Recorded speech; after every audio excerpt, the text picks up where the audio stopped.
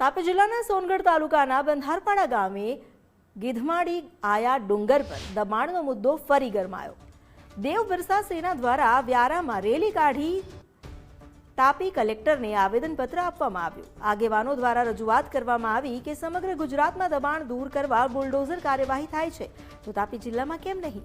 આ બાબતે ઉપર સુધી રજૂઆત થતાં મુખ્યમંત્રી કચેરીએ આ ગેરકાયદેસર દબાણને 2023માં દૂર કરવા કાર્યવાહી કરવાનો આદેશ આપ્યો હતો। તેમ છતાં આ મુદ્દે લાંબા સમયથી કાર્યવાહી કેમ નથી થઈ રહી, તેમાં કોઈનો હસ્તક્ષેપ છે કે કેમ? દેવસેનાના આગેવાનોએ દબાણ વહેલી તકે દૂર નહીં થાય તો આવનાર દિવસોમાં બિરસા મુંડા માર્ગ પર આંદોલનની ચીમકી ઉચ્ચારી છે।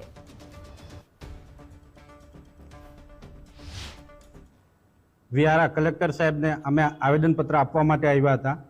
જે ગીધમાડી જે આયા ડુંગર છે, જે દેવ ડુંગર અમારો છે, જે કણિક અંસારીમાં છે, તે ત્યાં ખ્રિસ્તી સમાજના લોકોએ અવૈધ બાંધકામનું નિર્માણ કર્યું છે અને ત્યાં અવૈધ સ્ટ્રક્ચર ઊભું કર્યું છે।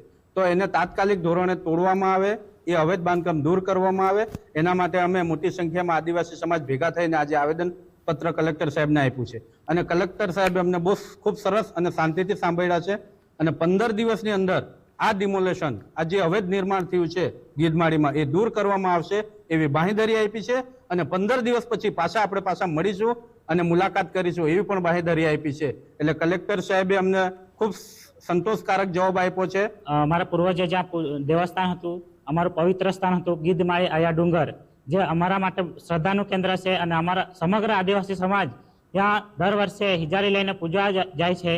તો એ બાબતે અમે અગાઉ પણ ઘણી વખતે આવેદનપત્ર આપવામાં આવ્યું હતું અને તંત્ર દ્વારા એ ગેરકાયદેસર જે જમીન છે ત્યાં નોટિસો આપવામાં આવી હતી। તેમ છતાં પણ ત્યાં જે પ્રવૃત્તિઓ ચાલે છે મિશનરીઓ દ્વારા, તેને કોઈ પણ રીતે તંત્ર રોકી નથી શકતું। એટલે ફરી વખત અમારે કલેક્ટર સાહેબને અરજી આપવા પડી, આવેદનપત્ર આપવા પડ્યું।